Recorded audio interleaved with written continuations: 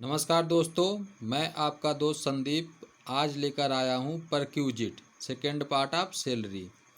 तो चलिए ये परक्यूजिट पढ़ लेते हैं क्या है। The term perquisite means any benefit attached to an office or position in addition to salary or wages. Perquisite denotes a personal advantage. It may be given in cash or in kind. If it is given in kind, it should be capable of being measured in terms of money for income tax purpose. We limit the scope of perquisite to the benefit received in kind and which are convertible in term of money. Perquisite received in cash are termed as allowances for the income tax purpose. तो चलिए मैं आपको ये आप पढ़ लिए। अब हम इसके कंडीशंस जो है tax free, taxable, partly taxable जो भी है हम आपको ठीक से समझाते हैं। आइए, तो सबसे पहले मैं आपको बता दूं अलाउंसेंस की तरह ये भी परक्यूजिट भी तीन प्रकार के होते हैं। फुल्ली टैक्सेबल पूर्णतः करयुक्त, पार्टली टैक्सेबल आंशिक करयुक्त, फुल्ली एग्जेम्प्ट पूर्णतः कर मुक्त, यानी जिसपे एक भी रुपए टैक्स नहीं लगाए जाते। तो चलिए हम सबसे पहले डिस्कस करते हैं पहले टॉपिक के बारे में। पहला टॉपिक है फुल्ली टैक्सेबल। फुल्ली टैक्सेबल में क्या है? सबसे पहला आपका आता है free rent house, free rent house. उसके बाद सेकेंड आता है आपका second interest,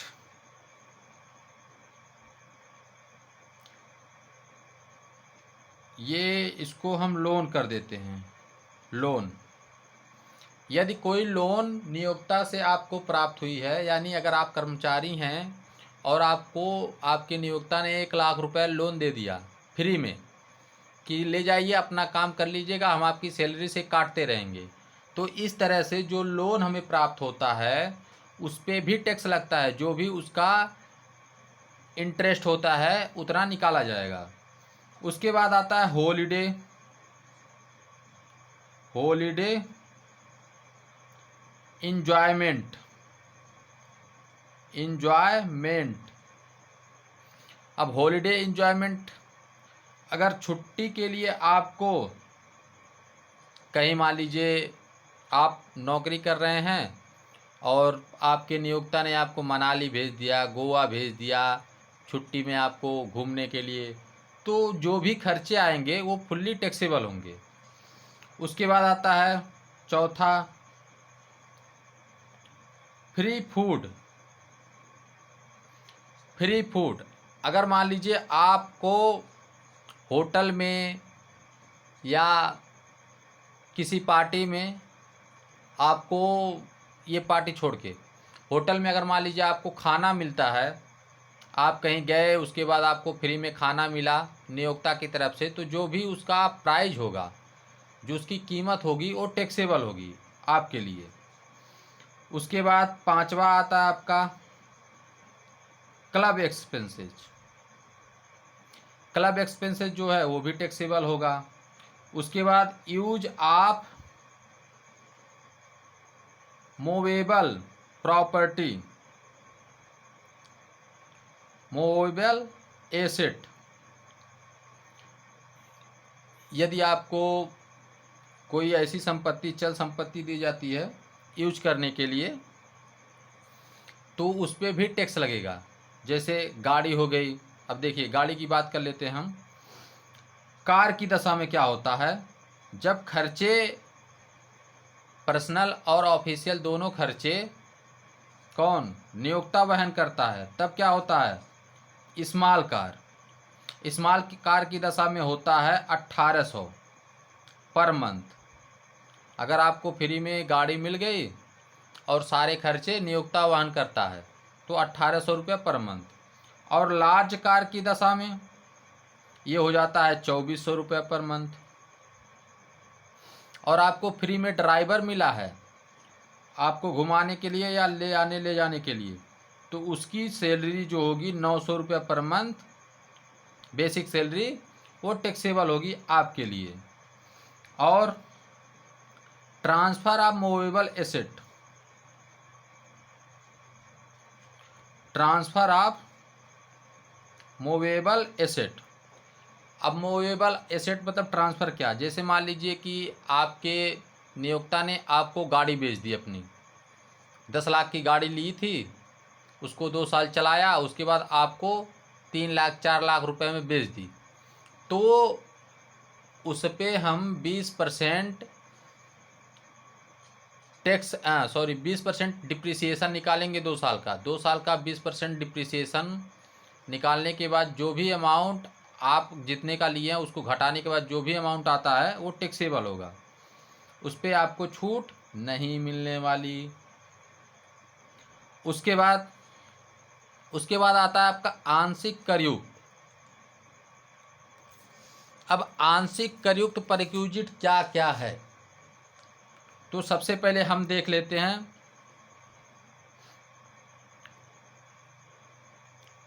free lunch in office. अगर आपको ऑफिस में फ्री में लंच मिलता है, जैसे कैंटीन वगैरह है ऑफिस में, तो फिर आपको फ्री में खाने को मिलता है, तो अगर उसकी कास्ट 50 रुपये आती है तो वो टैक्स फ्री है। इससे ऊपर ये 50 रुपये पर डे है, 50 रुपये पर डे अगर आता है तो वो टैक्स फ्री है। अगर 50 रुपये से 60 रुपये हो जाता है, यानी कि अगर उसकी कास्ट जो आती है वो 60 रुपये है, तो 50 रुपये तक टैक्स फ्री और बाकी 10 रुपये टैक्सेबल, तो इतना हो गया टैक्स फ्री। उसके बाद आता है रिकॉग्नाइज्ड प्रोविडेंट फंड। अब रिकॉग्नाइज्ड प्रोविडेंट फंड में क्या होता है कि नियोक्ता का अगर अंशदान 12% से अधिक है, नियोक्ता अगर आपकी कंपनी आपके आरपीएफ में 12% से अधिक, आपकी सैलरी का 12% से अधिक अगर मान लीजिए अंशदान देती है, तो जितना अधिक रहेगा वो टैक्सेबल रहेगा। अगर 14% है तो 2% टैक्सेबल है, यानी 2% हम निकालेंगे। उसके बाद आता है interest, interest on RPF. RPF पे जो आपको इंटरेस्ट प्राप्त हो रहा है, अगर वो 9.5% से अधिक है, अगर 10% है तो आपको 0.5% निकालना पड़ेगा। वो जो 0.5% होगा वो होगा टैक्सेबल, उस पर आपको टैक्स देना होगा। और अगर एजुकेशन है, ये एजुकेशन अगर नियोक्ता का ही स्कूल है और नियोक्ता का स्कूल है और आपके बच्चे पढ़ रहे हैं, सपोज दैट अगर शादी नहीं हुई है तो होगी ही, तो आपके बच्चे पढ़ रहे हैं नियोक्ता के स्कूल में, तो 3 बच्चों तक 1000 रुपये अगर उसका खर्च आता है पर मंथ, 3 बच्चों तक, तो कर मुक्त है। अगर एक भी रुपये इससे ज़्यादा आता है तो होगा टैक्सेबल।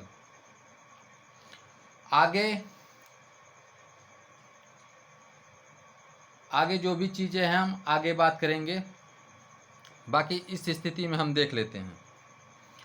अब आता है आपका पूर्णतया कर मुक्त, जिस पे एक भी रुपये टैक्स नहीं लगाए जाते। ऐसे कौन कौन सी चीज़ें हैं, जैसे टेलीफोन। अगर टेलीफोन की सुविधा आपको ऑफिस में दी गई है, तो अगर आप खाली समय में बात करते हैं अपने घर वालों से, अपने रिश्तेदारों से, तो जो भी उसका बिल आएगा वो टैक्स फ्री होगा, वो नियोक्ता भरेगा, उस पर एक भी रुपया टैक्स नहीं लगाए जाएंगे, जो कि आपके खर्चे थे। और मेडिकल, अगर मेडिकल ट्रीटमेंट होता है कुछ ऐसा, मेडिकल बेनिफिट की मतलब जो है नियोक्ता का अपना हॉस्पिटल है और आप बीमार हो गए या आपकी फैमिली में कोई बीमार हो गया, तो जाके दवा करवा लिए फ्री में, जितना कास्ट आया तो वो जो कास्ट होगा वो टैक्स फ्री होगा, उस पर एक भी रुपया टैक्स नहीं लगाए जाएंगे, मतलब उसको छोड़ दिया जाएगा। उसके बाद आता है टी, उसके बाद आता है क्या कहते हैं, टी हो गया, ब्रेकफास्ट, ये सारी चीज़ें जो होती हैं, जैसे आपको ऑफिस में चाय मिलती है 3 बार 4 बार 10 बार 20 बार, ब्रेकफास्ट मिलता है आपको सुबह में, तो इसकी जो कॉस्ट होगी वो टैक्स फ्री होगी, कोई दिक्कत नहीं, दबा के खाइए। उसके बाद अगर अगर मान लीजिए जज है जो हाई कोर्ट और सुप्रीम कोर्ट और हाई कोर्ट के जो जज हैं, इन्हें जो घर मिलता है रहने के लिए, जो रेंट फ्री अकोमोडेशन मिलता है या जो गाड़ियां मिलती हैं, इन दोनों की दशा में होता है कर मुक्त, उन पे एक भी रुपया टैक्स नहीं लगाए जाते। उसके बाद एमपी, एमएलए, एमएलए, उसके बाद आता है MLC, member of parliament, member of legislative assembly, member of legislative council, इन तीनों की दशा में जो भी इन्हें बेनिफिट दिए जाते हैं, जैसे रहने के लिए घर दिया गया, ट्रैवलिंग की सुविधा दी गई, इन्हें कोई गाड़ी मिल गई चलने के लिए, तो इसकी जो कास्ट है वो टैक्स फ्री होता है, उस पर एक भी रुपये नहीं टैक्स लगाए जाते, एक भी रुपये कहिए तो एक भी रुपये टैक्स नहीं लगाए जाते। तो इस तरह के जो खर्चे हैं जो भी हैं वो टैक्स फ्री होते हैं। तो अब हम आपको दिखा देते हैं रेंट फ्री अकोमोडेशन की वैल्यू कैसे निकालेंगे, मॉनेटरी वैल्यू। तो उसके लिए हम आपको आगे ले चलते हैं। चलिए तो आते हैं हम रेंट फ्री अकोमोडेशन पे, किराया मुक्त मकान। इसमें देखिए कुछ कंडीशंस होते हैं जो मैं आपको बता दूं। जनसंख्या मकान नियोक्ता का है, मकान नियोक्ता का नहीं है। तो क्या होगा इस स्थिति में? तो सबसे पहले अगर जनसंख्या में मोर देन 25 लाख, अगर जनसंख्या मकान ऐसे स्थान पे है जहाँ की जनसंख्या या तो 25 लाख है या 25 लाख से अधिक है, तो उस स्थिति में मकान किसका है? नियोक्ता का है। तो फिर लगेगा सैलरी मीन का 15%। सैलरी मीन कैसे निकालेंगे हम आपको आगे बताते हैं। अभी ये उसका होगा 15%। अगर मकान नियोक्ता का नहीं है तो क्या होगा? तो salary mean @ 15% in all cases. हर दशा में सैलरी मीन का 15% लगाया जाएगा, हर दशा में। अगर मकान नियोक्ता का नहीं है तो मकान कंपनी किराया चुकाती है, तो salary mean or actual rent paid, इन दोनों दशाओं में अब देखिए, या तो सैलरी मीन का 15% या एक्चुअल रेंट पेड, इन दोनों में जो कम होगा, क्या होगा? कम। Whichever is less shall be taxable. यहाँ एग्जम्प्ट नहीं आने वाला, तो यहाँ हम लिख देते हैं, इसको पहला कंडीशन बना देते हैं, इसको दूसरा। Whichever is less shall be taxable.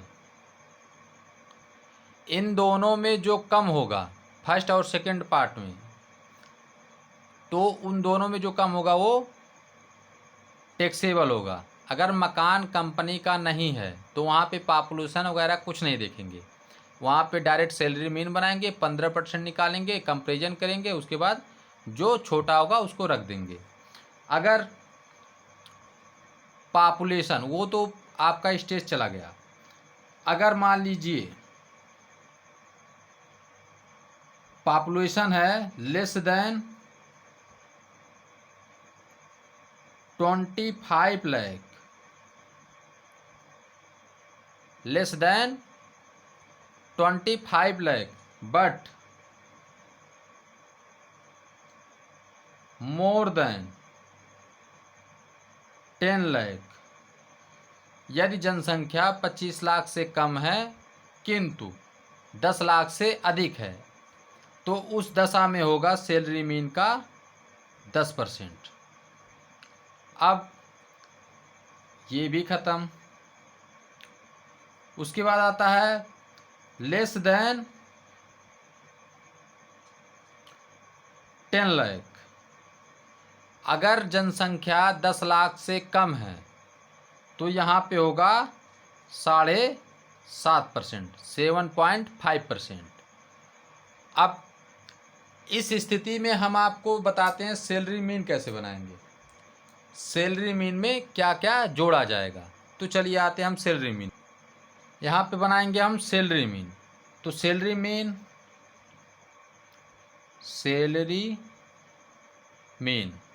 अब सैलरी मीन बराबर क्या क्या होगा। सबसे पहले आता है आपका बेसिक सैलरी, बेसिक सैलरी के बाद आता है आपका डियरनेस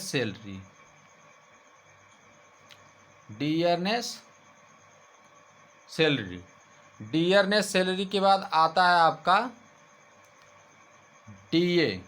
देखिए वहाँ जगह कम पड़ रही है, हम यहाँ लिख रहे हैं डियरनेस अलाउंसेंस। यदि यह यूटी के तहत है तो, यूटी मतलब अंडर द टर्म या retiring farming part of retirement benefit. यदि वो dearness allowances farming part of retirement benefit है तो ही उसे लेंगे, नहीं तो छोड़ देंगे। उसके बाद आता है कमीशन ऑन सेल्स। उसके बाद आता है बोनस के बाद आता है all taxable allowances, all taxable allowances, यहाँ पर क्यूजिट नहीं जोड़ा जाएगा, ध्यान रखिएगा, ऑल टैक्सेबल अलाउंसेस। तो ये रहेगा आपका सैलरी मीन, और बाकी जो आपको पीछे प्रोसेस बताया गया है इसी सैलरी मीन के आधार पे उसकी गणना की जाएगी। तो आज के लिए बस इतना ही, बाकी अब हम आपसे मिलते हैं कल। तो लाइक शेयर सब्सक्राइब करना ना भूलें, इससे मुझे मनोबल मिलता है और मैं आपकी सहायता के लिए अधिक तीव्रता महसूस करता हूँ। तो आज के लिए जय हिंद, जय भारत, बाकी कल मिलते हैं।